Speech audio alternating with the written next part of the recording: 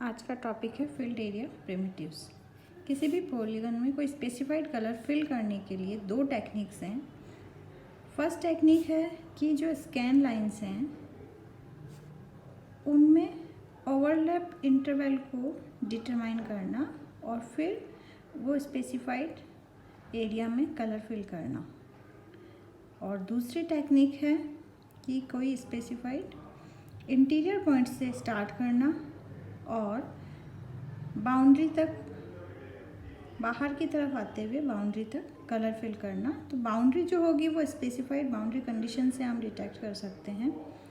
Scan line approach जो है वो जनरल ग्राफिक्स पैकेज में यूज़ की जाती है, जैसे कि पॉलीगन, सर्कल, एलिप्स या अदर सिंपल कर्व्स जो हैं उसमें स्कैन लाइन अप्रोच यूज़ की जाती है। और ज़्यादा जो कॉम्प्लेक्स फिगर्स हैं, कॉम्प्लेक्स बाउंड्री वाले फिगर जो होते हैं, उनके लिए इंटरैक्टिव ग्राफिक सिस्टम के लिए सेकंड मेथड जो है उसको यूज़ किया जाता है।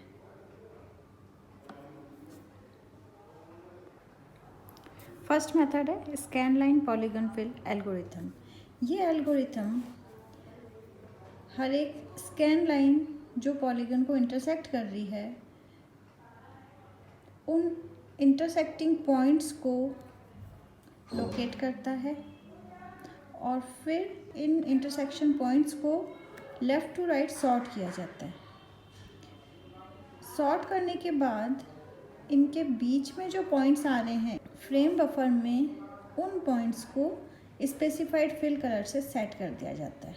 रास्टर स्कैन सिस्टम में जब इमेज बनेगी तो वो जो इन बिटवीन एरिया है हर एक इंटरसेक्शन पेयर के बीच में, वो स्पेसिफाइड कलर से फिल हो जाएगा। ठीक है, इसका एक एग्जांपल देखते हैं।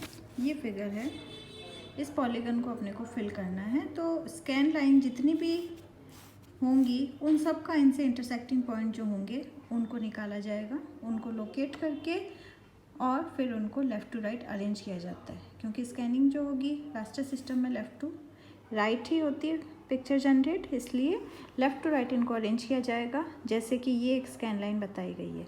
ये स्कैन लाइन 4 पॉइंट्स पे इस पॉलीगन को इंटरसेक्ट कर रही है। ये 4 पॉइंट्स कहाँ हैं? जब x की वैल्यू है 10, 14, 18 और 24। तो हर एक इंटरसेक्टिंग पेयर के बीच में फर्स्ट पेयर क्या है? 10 और 14। सेकेंड पेयर है 18 और 24। इन पेयर के बीच में जितने पॉइंट्स आ रहे हैं उनको, ये रेड कलर है, ये रेड कलर जो है उसकी इंटेंसिटी से फ्रेम बफर में सेट कर दिया गया है। तो जब ये स्कैन लाइन जनरेट होगी उस केस में ये जो जितना एरिया है ये इस रेड कलर से, रेड इंटेंसिटी के साथ जनरेट होगा। ठीक है, ये तो है एक स्कैन लाइन की बात। अब ये बात आती है कि जो वर्टिसेस हैं इस पॉलीगन के, यहाँ क्या होगा? देखिए, ये जो स्कैन लाइन है इसमें तो स्ट्रेट लाइन है, पॉलीगन को एजेस को बीच में से कट कर रही है। तो कितनी एजेस को कट किया इसने? 4 एजेस को, और ये 4 इंटरसेक्टिंग पॉइंट अपन ने नोट कर लिए। जहाँ वर्टिसेस हैं, वर्टिसेस क्या होती हैं? इंटरसेक्शन ऑफ 2 स्कैन लाइन्स, यानी कि एक वर्टेक्स पे एक स्कैन लाइन 2 एजेस को कट करेगी।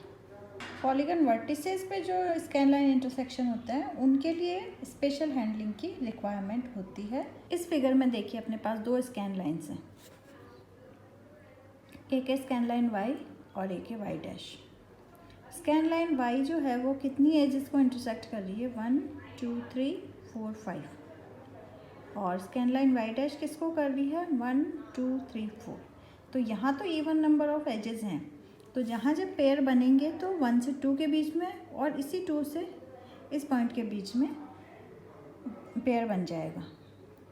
लेकिन जब यहाँ अपन बात करते हैं तो फर्स्ट ये होगा, सेकंड और थर्ड यहाँ सेम पॉइंट हो जाएगा, फोर्थ ये और फिफ्थ ये होगा। तो इस केस में जब अपन पेयरिंग करेंगे ये प्रोसेस यहाँ गलत हो जाएगा, है ना। तो इन वर्टिसेस को इस केस में तो ठीक है, लेकिन इस केस में अपना प्रोसेस जो है वो रॉन्ग हो रहा है। तो यहाँ पे जब अपन इन वर्टेक्स में, दोनों वर्टिसेस में जब अपन ध्यान से देखें तो अपन एक चीज़ नोटिस करते हैं कि इस वर्टेक्स पे जो स्कैन लाइन इनको इंटरसेक्ट कर रही है, तो दोनों एजेस इस इंटरसेक्टिंग लाइन के या इस स्कैन लाइन के एक ही तरफ हैं, और इस वाले पॉइंट पे लाइन जो y है, इस y पे इंटरसेक्टिंग वर्टेक्स जो है